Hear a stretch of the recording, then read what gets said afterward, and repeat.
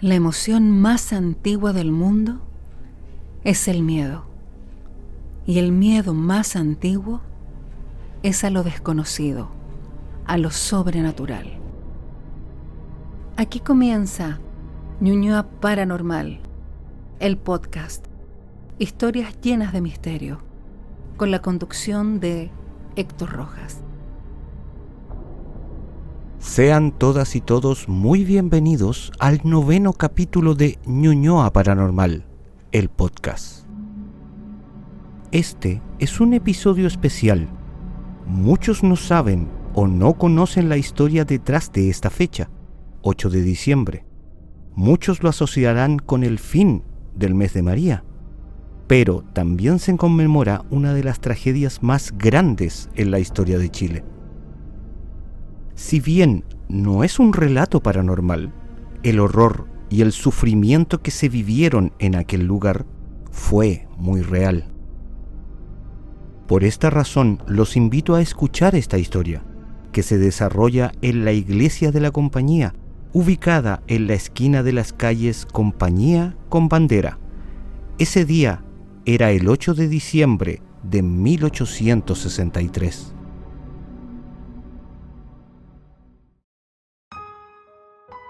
Ese martes, la señora María Rojas había terminado temprano sus quehaceres. Como cocinera de una familia acomodada de la capital, para obtener el permiso y salir temprano aquel día, debió dejar con antelación todos sus deberes hechos.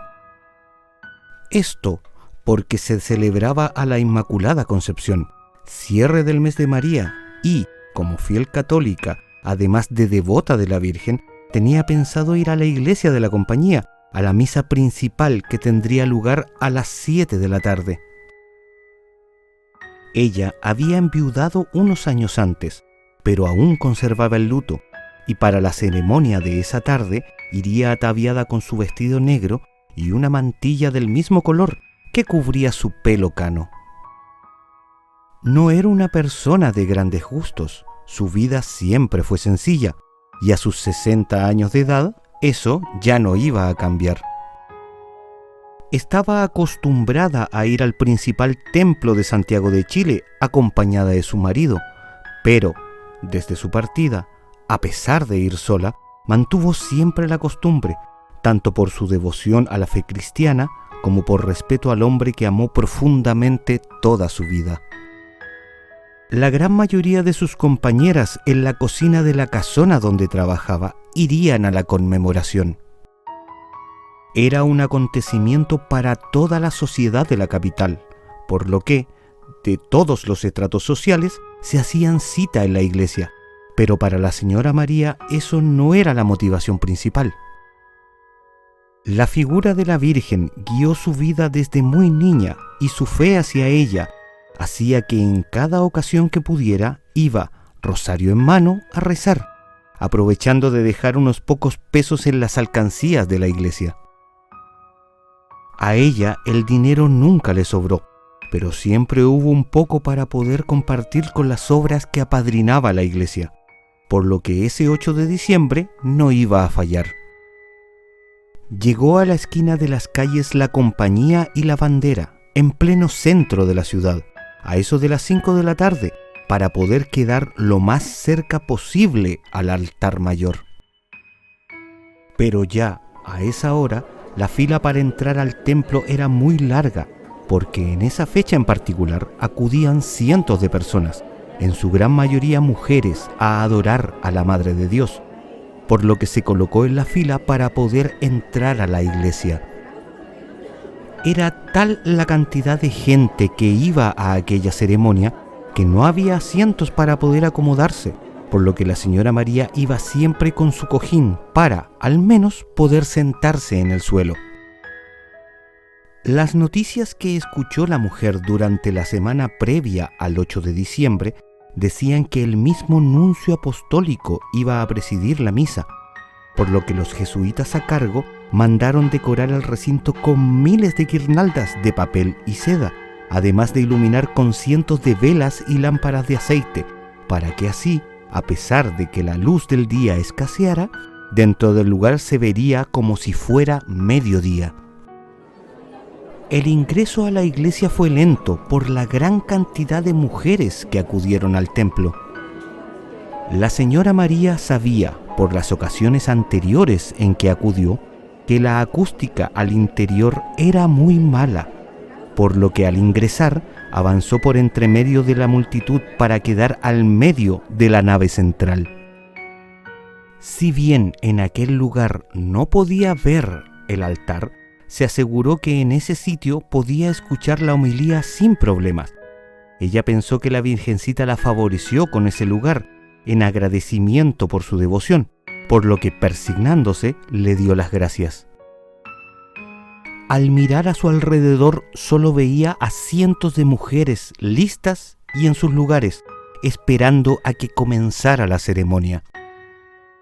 Lo que le sorprendió es que había más gente de lo habitual para estas fechas, muchas de ellas apretadas las unas contra las otras.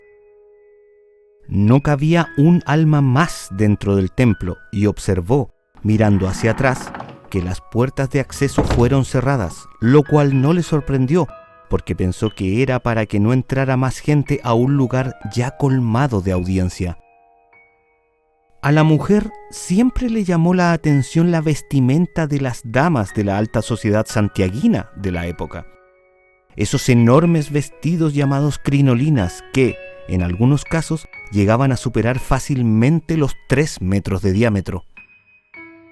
Además que debía poner atención al andar, ya que si la pasaban a llevar con ese gran aparataje de alambres, podía caer al suelo y a su edad eso no era nada bueno. Empinada sobre sus pies, pudo ver cómo los sacerdotes hacían ingreso al altar mayor para dar comienzo a la Eucaristía, lo que agolpó a la gente aún más de lo que ya estaban. Así que la mujer solo se resignó a escuchar a las curas desde su posición. Fue por esa razón que, al poco rato de comenzar la ceremonia, notó que algo no andaba bien. Lo que empezó como tímidos murmullos se hicieron cada vez más fuertes y con el pasar de los minutos, de la preocupación se pasó al miedo. Sintió un olor extraño en el ambiente que invadía todo a su alrededor, olor a papel quemándose. La señora María no vio cómo ni cuándo comenzó el fuego, tampoco los intentos infructuosos por apagar las primeras llamas. Solo veía las caras de las personas en su entorno que se desfiguraban con cada esfuerzo por contener lo que se estaba expandiendo muy rápidamente y que nadie podía detener.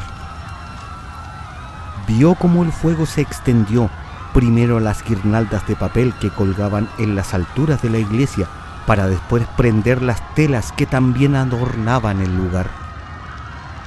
Las brasas ardientes caían sobre las pobres mujeres que se encontraban agolpadas más abajo. Por el hacinamiento no podían moverse con libertad para escapar. Cada esfuerzo que se realizaba por apagar el incendio parecía que lo avivaba más y más, haciendo inútil cualquier intento. Esos restos incandescentes se transformaban en fuego y en llamas que empezaron a consumir todo el lugar. La mujer no se movió, pero a su lado todas las damas corrían hacia las salidas del lugar, las cuales estaban cerradas, haciendo infructuosos esfuerzos por abrirlas, ya que las puertas se abrían hacia adentro y por la presión de la gran cantidad de gente al interior, éstas quedaron obstruidas. El fuego comenzó a expandirse, primero por el altar, para luego avanzar hacia atrás y a las naves laterales del templo. El pánico hacía presa de las mujeres que, inútilmente, intentaban salir. La señora María intentó acercarse a alguna de esas salidas, pero no fue mucho lo que pudo caminar. Todas las mujeres que intentaban salir, a su vez impedían la evacuación, lo que generó el descontrol dentro de la iglesia. Muchas de ellas terminaron pisoteadas por quienes infructuosamente querían escapar. Esto mientras las llamas se extendieron por cada rincón, sin piedad por quienes consumía a su paso. La mujer veía con horror cómo aquellas damas, con sus enormes vestidos, se quemaban vivas, sin que ella pudiera hacer nada por ayudarlas. Los gritos de desesperación recorrían cada centímetro de la vieja estructura. Al tiempo que era presa del fuego, uno a uno, cada asistente a la misa caía envuelto en las llamas. La escena era espantosa alrededor de la señora María, al punto que las lágrimas empezaron a rodar por sus mejillas, sin saber qué hacer para poder ayudar a esas pobres mujeres. No había lugar donde correr, donde esconderse, donde huir, y la anciana lo supo desde un principio. A pesar que el humo le hacía difícil respirar, intentó mantener la calma, mirando hacia todos lados para ver dónde podía refugiarse, pero lo único que encontró fue la desesperación de todas aquellas personas a su lado. Una a una se convertían en víctimas de esa tragedia. El fuego se extendía por muros y vigas. Estas crujían por el intenso calor reinante. El sonido era aterrador. En ese instante, la señora María solo atinó a tomar el rosario que traía consigo y comenzó a orar con todas sus fuerzas, ya resignada a que su final estaba muy cerca. De pronto, a su lado, apareció una pequeña niña de no más de 10 años, llorando porque buscaba a su madre. La mujer le extendió su mano y la acercó a su regazo para intentar reconfortarla. Le dice que todo estará bien y le toma su cabeza para acercarla hacia ella. En ese momento sus pensamientos se fueron hacia su difunto esposo y a los momentos felices que pasaron juntos. Pero en ese instante, ambas mujeres, la pequeña y la anciana, escucharon un gran estruendo sobre sus cabezas. Un golpe seco resonó en el suelo de toda la iglesia. No supieron qué fue, y después, para ellas, todo se convirtió en silencio.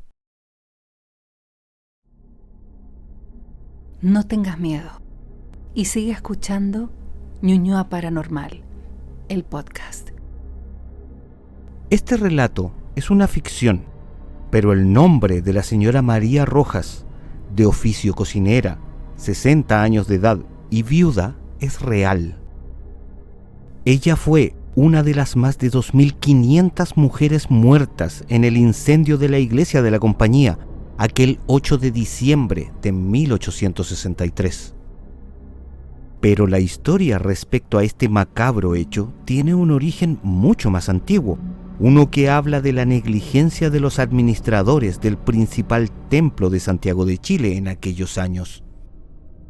Los orígenes de este lugar en su época como convento e iglesia, en calle Compañía con Bandera, empieza con la construcción de una capilla iniciada en 1595 y terminada recién en 1631, que sería consagrada a San Miguel Arcángel. Con el terremoto del 13 de mayo de 1647, el templo jesuita quedó destruido hasta sus cimientos, siendo reconstruido con un nuevo edificio de cal y canto. Pero el siguiente gran terremoto del 8 de julio de 1730 volvió a destruirlo, a pesar de que había sido terminado hacía pocos años. En 1767 se hizo efectiva la expulsión de los jesuitas decretada por Carlos III, rey de España, y sus bienes en Chile fueron confiscados, incluida la iglesia. Como en 1769 hubo un gran incendio en la Catedral Metropolitana, el templo de la Compañía fue terminado y reutilizado para las labores religiosas oficiales, mientras se reconstruía el principal, hasta 1775. Curiosamente, la noche del 31 de mayo de 1841 ya se había producido un voraz incendio que consumió la torre principal de madera y derrumbó parte de las estructuras. Su reparación culminó en 1847, pero el juicio histórico ha señalado que no se tomó ninguna precaución de parte de los jesuitas para evitar que la tragedia se repitiera, cosa que efectivamente ocurrió en 1863. Quienes administraban el templo era la Compañía de Jesús. Al momento del incendio, su director era el presbítero Francisco Cañas y el párroco a cargo era el presbítero Juan Bautista Ugarte. Se estima que en ese siniestro murieron aproximadamente unas 2.500 personas, en su gran mayoría mujeres. Esto porque el culto religioso en Chile era preferentemente femenino y el culto mariano, la devoción a la Virgen María, era femenino, más aún por la fecha, Día de la Inmaculada Concepción. Pero, ¿por qué no se tiene un número exacto respecto a la cantidad de víctimas? La razón principal es que este incendio fue de tal violencia, rapidez y magnitud que del total de cadáveres que se rescataron de entre los escombros, solo se pudieron reconocer a 7 personas. Este fue el motivo por el que tuvo que excavarse una fosa común enfrente del cementerio general para enterrar a la gran cantidad de muertos calcinados que se sacaron de entre los escombros de la iglesia. Esta terrible tragedia fue un accidente, de eso no hay duda, pero que tuviera tal cantidad de víctimas fue principalmente por una serie de factores que ese día se conjugaron para el desastre. Como ya lo mencioné antes, la iglesia de la Compañía fue destruida y vuelta a construir sobre sus cimientos en al menos 3 ocasiones, pero no fue refaccionada de manera segura, por lo que las supuestas reparaciones y reconstrucciones que se hicieron no eran tales, eran solo arreglos cosméticos. Era un templo a muy mal traer. Referente a esto, en una crónica de la época, Benjamín Vicuña Maquena señala: aquella iglesia fatal no fue sino una ruina disfrazada. Contaba con solo un acceso principal. Las puertas laterales y la puerta de la sacristía eran muy pequeñas, por donde solo cabía una persona a la vez. Además, estos accesos no contaban con bisagras dobles, también llamadas puertas batientes, que se pueden abrir tanto hacia adentro como hacia afuera. Las puertas del recinto solo se podían abrir hacia adentro, por lo que la evacuación no se pudo realizar debido a la aglomeración de gente que se produjo al momento de la catástrofe.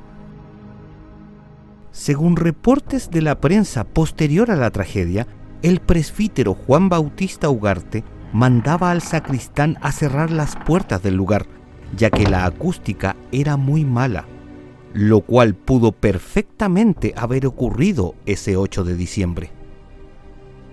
Durante la investigación policial de los hechos, se descubrió que el acceso de la sacristía, que no era conocido por nadie aparte de los religiosos a cargo del templo, fue bloqueada intencionalmente por los jesuitas. La razón de esto fue que prefirieron salvar los cálices, las casullas, sus vestimentas, sus cruces, antes que a los feligreses, antes que a las mujeres. Este dato no es ningún invento, ni tampoco una declaración anticlerical, ya que también fue consignado por la prensa, donde incluso existe hasta un inventario de todo lo que se sacó de la sacristía mientras ocurría el incendio. El fervor religioso que existía hizo que dentro de la iglesia de la Compañía, según reporteros de El Mercurio de Valparaíso, en el momento cúlmine de la misa hubieran casi 3.000 personas al interior, lo que contribuyó al hacinamiento del recinto religioso, por lo que evacuar a esa cantidad de personas se hizo casi imposible. La moda en la época para las mujeres dictaba que las faldas femeninas alcanzaran un diámetro cercano a los 3 metros. Este vestuario se llamaba crinolinas, que básicamente consistían en un armazón de metal, crin o hueso, que se colocaba bajo la tela de la falda para abultarla. Tan solo imaginen a 2.500 mujeres tratando de escapar vestidas con crinolinas. Tratar de pasar por una puerta por donde cabe una persona con ese armazón. La prensa habló que las mujeres se convirtieron en antorchas vivas y que contribuyeron a la expansión de las llamas por el lugar.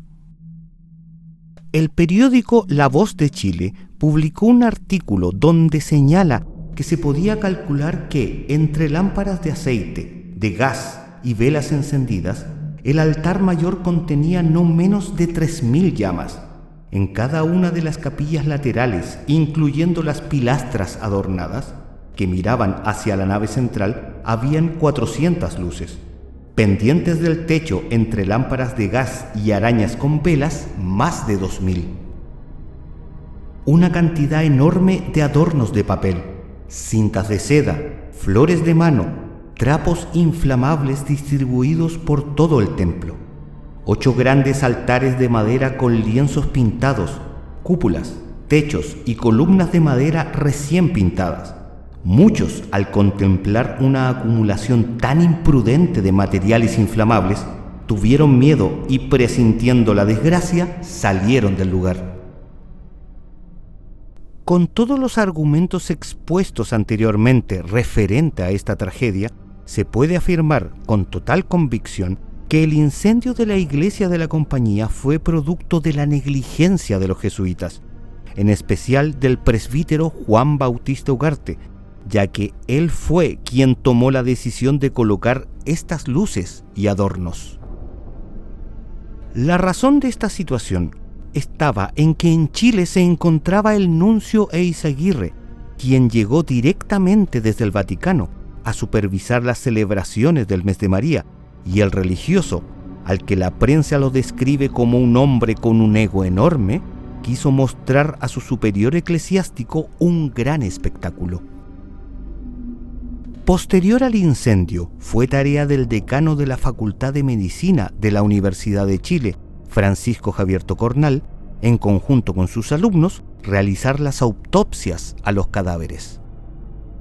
En su informe señala que las víctimas del incendio no murieron por la inhalación de humo, situación común para esta clase de tragedias, sino que la gran mayoría de las muertes se produjo estando la víctima consciente, es decir, en martirio, quemadas vivas. Existen versiones contradictorias respecto al origen del incendio. Varias de estas circularon en la prensa nacional en los días posteriores, ninguna que se haya podido confirmar con certeza. Según una de ellas, del mismo periódico La Voz de Chile, el origen del fuego habría sido una medialuna de parafina. Se señala que había un lienzo al óleo de la Inmaculada Concepción de enormes proporciones, colgado en el altar mayor, que estaba iluminado con lámparas de parafina colocadas a los pies del mencionado lienzo con el objetivo de iluminarla. El presbítero Ugarte habría intentado encender la medialuna con una de esas lámparas a parafina y que, por una mala manipulación de esta, prendió el lienzo y que les fue imposible apagar las llamas que se originaron. Se estima que el gobierno de Chile, a través de la Intendencia, demoraron entre 15 a 20 días en retirar todos los cadáveres de los escombros de la iglesia de la compañía. En el entretanto, se cerraron los accesos y la vista desde la calle, para que no se pudiera ver desde afuera la trágica escena de la remoción de los cuerpos, además del olor nauseabundo que, por días, se mantuvo por toda la ciudad.